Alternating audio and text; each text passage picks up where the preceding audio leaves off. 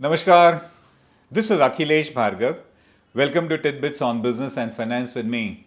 The newspapers yesterday reported that the Enforcement Directorate is going to sell the personal assets of Nirav Modi.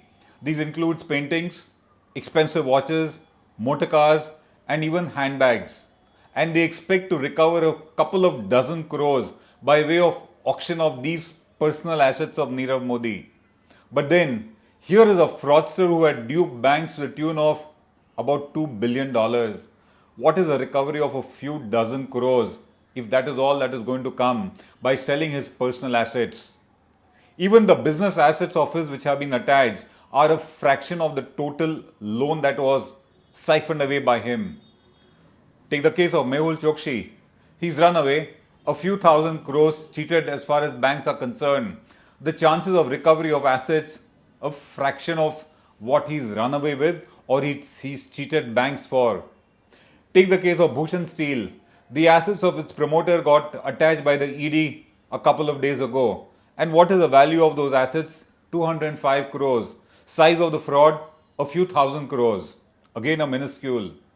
Take the case of DHFL. The promoters are alleged to have siphoned away 35,000 crores from the system. The company owes almost a lakh of crores to various stakeholders, including banks primarily. The chances of recovery by way of selling the assets of the company or by confiscating and selling the personal assets of the promoter, again pathetic. Take the case of Jet Airways. Over 8,500 crores owed to banks. Recovery from the promoter or from the company per se again will be a fraction of the total amount. Take the case of Alok Industries. It owed over 30,000 crores to banks. The asset has been taken over by a consortium of agencies or companies led by Reliance Industries for a mere 4,500 and odd crores. The issue emerging is all these companies are cases where huge loans were given by the system to them. And now what we are seeing is recovery, which is a fraction, a minuscule of the total amount that was taken away by them. The question is, where is that money gone? And will we be able to really recover it? That's what we discussed today. Before we get into that, we need to understand the business model or the common features of all these willful defaulters or fraudsters or dead accounts as whatever they be. The common features in all of them were they on paper had a business. The business as per their financial statements was profitable. Because of their business being profitable on paper, they had loans from banks and other stakeholders which kept increasing year after year. These entities, in order to justify the kind of loans that they were drawing from the system, they always had very rosy financial statements showing a very rosy performance and a very strong balance sheet. Because of this, their ratings were strong. They got extremely good ratings from rating agencies. All these companies had great PR going on. They used to game the media, they used to game the PR by engaging the best of PR agencies to show what great entities and enterprises they were. They thus also engaged very well-known personalities as their brand ambassadors. They had directors and independent directors who were men of well-known names in society and standing. Their financial statements most of the times were audited by firms which on paper are extremely respectable, which is the Big Four domain. They audited their firm, their balance sheets and financial statements to give an air of integrity and authenticity to all those bogus figures which were contained therein. And the most important common feature for all these defaulter fraudulent entities, their promoters were always known to be very well connected in the system. They were always seen at places that mattered, which influenced the minds of the lenders, which managed to influence the minds of the public also to lend money to them. So, all these common features indicate that they had created a facade around them. They were hiding their reality, they were hiding their true state of affairs, and this was done in a very calculated manner. And this facade also managed to actually hide the fact that their businesses were not what they really claimed to be. In our opinion, there might have been a business, but the real thing that was going on was to dupe the system, was to game the system. Creating a facade needs a cost in itself. It is something that needs money to be spent year after year. That entire facade had to be very carefully maintained, and that entailed expenses by way of interest on loans, bribes in the system related costs as we would call it, costs related to auditors, etc. And thus, there was a huge cost incurred by these entities in order to maintain this facade. These are important to understand. Where did the money go? So our question here to be answered is, where did the money go? All those thousands of crores that it took away. Alok Industries, exposure to loans bank system, 30,000 crores, amount recovered hardly 4,500. Where did 25,000 crores go? Whereas Nirav Modi's billions of dollars gone which he duped from Indian banks. Take the case of Unitech. Where is the money gone?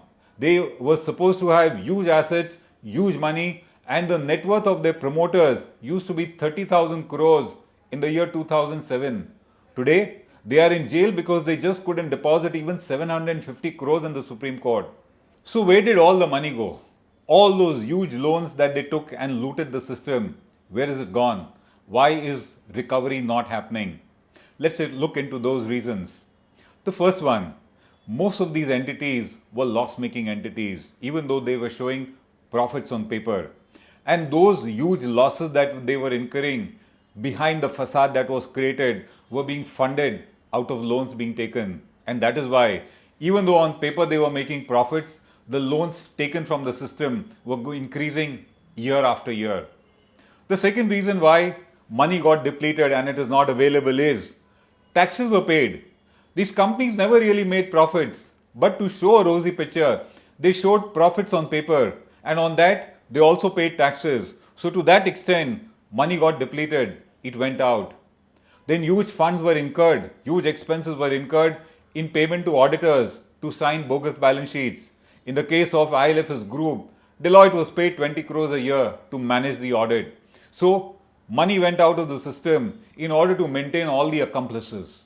Auditors, directors, independent directors, the whole bevy of them. Money had to be spent in a huge way. The bigger the fraud, the bigger the amount spent on them. The next area where money got drained was on maintaining a huge good image in public. PR costs money. Gaming the media costs money. And there, money got depleted further. So was the case of what we would call system expenses. As we said, the promoters of all these scammy companies had huge connects in the system. Connects in the system don't come for free. It needs the incurring of bribes, it needs the payment of payoffs to politicians, bureaucrats, etc. And obviously, that comes from the bank loans itself. So, system-related expenses have generally been pretty large in all these kind of cases. And finally, loans were taken, interest was paid. So if a company took loans of 10,000 crores, at least 1,200 crores a year went out of the system by way of interest paid on them. And to that extent, the fund base got deleted. So because of these items, first of all, a large amount of money was lost. And then what remained was siphoned away by the promoters. The promoters either siphoned it away by way of expenses that they incurred on themselves, or they primarily siphoned it away and parked it in shell entities and Benami assets. So that is how, while the loan taken was huge, the amount that remained for siphoning away was much lesser. And after it got siphoned away, it was hidden in Benami names, overseas assets, shell companies, etc., such that the bankers may just not be able to recover them. And then, in many cases, as part of the siphoning, these promoters invested these assets in items like land, building, etc. They bought them at very high rates, and today the prices or the values have depleted. If any promoter had siphoned away huge amounts and parked it in real estate, for example, today that very asset would be at a very depleted value. So to that extent again, the funds that were siphoned away depleted even further. And that is the reason why thousands of crores taken away, lots of it lost in maintaining the facade, and the balance siphoned away. What remains for recovery for the banks is a fraction. That's why we hear situations where settlement done, haircut taken 90%, haircut taken 80%. Those are the kinds of losses being incurred by the banks because the money has been lost somewhere, somewhere it has been squirreled away, somewhere it is hidden, and only a little remains on paper. The ED may be busy, the ITD may be making its efforts, the CBI may be active, the SFIO may be investigating. But with this reality, the fact is only a fraction of the loans given will be recovered, and the Indian banking and financial system will take a huge hit. Along with them, even the poor vendors who dealt with these companies are also losing money, and so are employees in many cases. This is Akhilesh Bhargava signing off till we meet again. Namaskar. Now be the first to know about the latest updates on our new news app. Go on your Android or iOS, search for HW News Network. Download our app, choose the language you prefer to get updates in, and be up to date with the latest news.